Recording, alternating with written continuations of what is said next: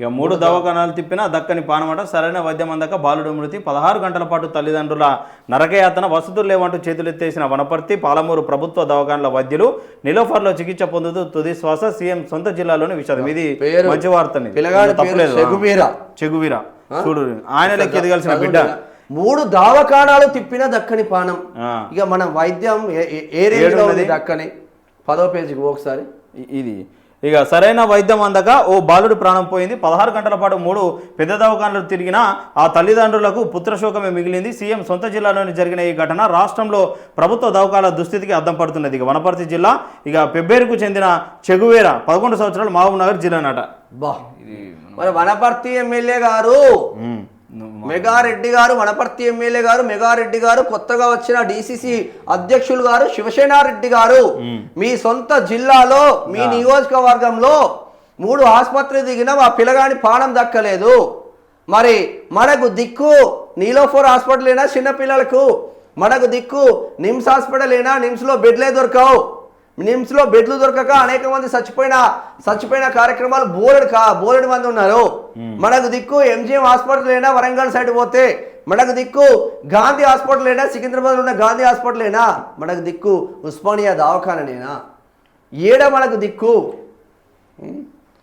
జడ్చెర్ల మండలం పోచమ్మగడ్డ తాండా సమీపంలో బాలానగర్ గురుకులంలో 7వ తరగతి చదువుతున్నారు. ఈ నెల 12న బాలుడు ఇంటికి వెళ్ళాడు. ఈ క్రమంలో బాలుడు అనారోగ్యానికి గురికాగా వనపర్తి జనరల్ దవాఖానకు తల్లిదండ్రులు తీసుకెళ్లారు. వైద్యులు జ్వరం వచ్చిందని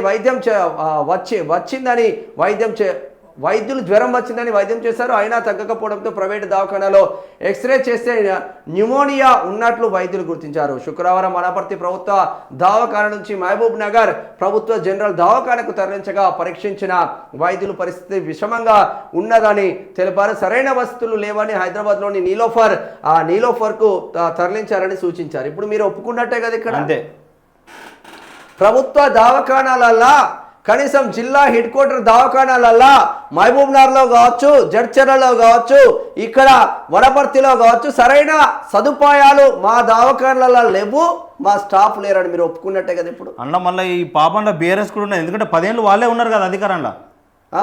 ఇప్పుడు ఏడవన్నాయిగా మళ్ళీ పోతే నీలోఫర్ చిన్నపిల్లలు కాబట్టి నీలోఫర్కి పోవాలి, లేదంటే ప్రైవేట్ హాస్పిటల్కి పోలేని దుస్థితిలో మా పేద బిడ్డలు ఉంటారు కాబట్టి వాడు ప్రైవేట్ ఆసుపత్రికి పోడు. మీకేమున్నదయ్యా? జూబ్లీహిల్స్లో ఉంటారు, అంటే ఏఐజీకి పోతారు, అంటే సోమాజిగూడ యశోదకి పోతాడు, వాడు ఫ్రీ ట్రీట్మెంట్ అందిస్తాడు మీకు. వానికి మీరు బోలెడు రూపాయికారు ఒప్పందాలు చేస్తున్నారు కాబట్టి మీరు మీ కుటుంబ సభ్యులు ఎవరికి పోయినా ఫ్రీ ట్రీట్మెంట్ అయ్యి మీకు రూపాయి కట్టడం అవసరం లేదు మీరు. ఎందుకంటే వాటి లోపల ఎంపీనా కూడా వీళ్ళు మాట్లాడరా.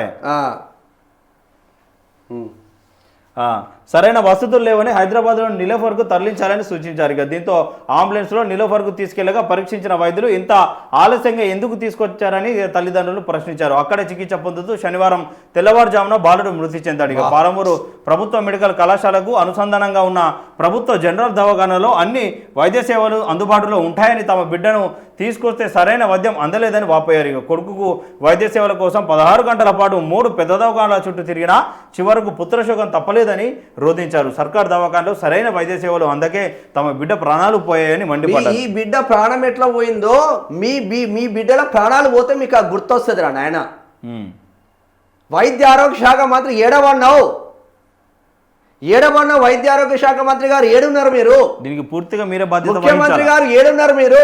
మీ సొంత మహబూబ్ నగర్, ఉమ్మడి మహబూబ్ నగర్ జిల్లాలోనే ఆసుపత్రిలో సౌలతు లేక మనం చేస్తా ఉంటే మనం పెద్ద పెద్ద డైలాగులు కొట్టి పెద్ద పెద్ద పేపర్లల్లా రాసుకుంటారు వార్తలు.